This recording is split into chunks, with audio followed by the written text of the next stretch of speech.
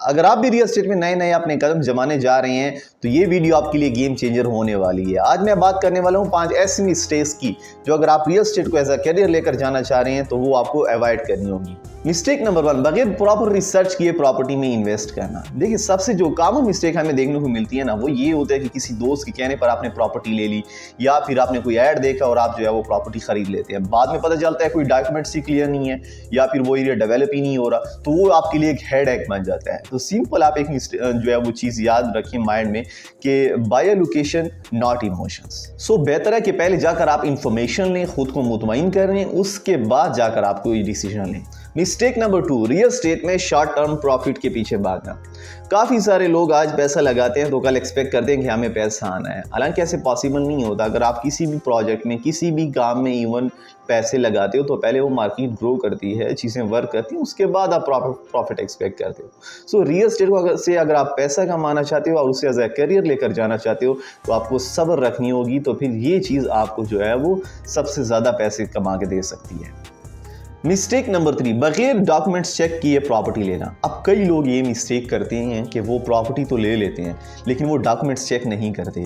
क्या ये जगह या एरिया वो गवर्नमेंट की तरफ से रजिस्टर भी है, इनको एनओसी इशू भी हुआ है। सो ये बहुत बड़ी जो है वो हम लोग इसको इग्नोर करते हैं, लेकिन ये चीज़ आपको पहले जो है वो माइंड में लेकर चलनी होती है कि आप जो है वो सारी चीज़ें देखें, ओनरशिप रिकॉर्ड देखें, एनओसी देखें, सारी चीज़ें हम कंफर्म करें, उसके बाद आप उस जगह में इन्वेस्ट करें। अदरवाइज ये आपके लिए बहुत बड़ा प्रॉब्लम होने वाला है।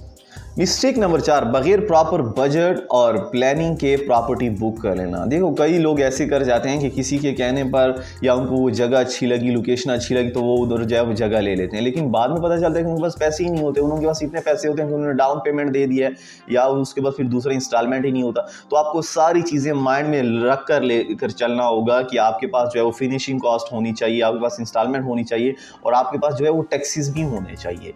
सो रियल एस्टेट एक ऐसा जो है वो प्लेटफॉर्म है कि जिसमें आपको पैसा देना होता है। अगर आपके पास पैसा नहीं है या आप जो है वो उसके साथ सब्र नहीं कर सकते, मतलब सब्र पेशेंस की आपकी कमी है, तो आप रियल एस्टेट से पैसा नहीं कमा सकते। तो ये दोनों चीज़ों को आपको साथ मिलकर लेकर चलना होगा, उसके बाद आपको जो है वो रियल एस्टेट में फ़ायदा होता है।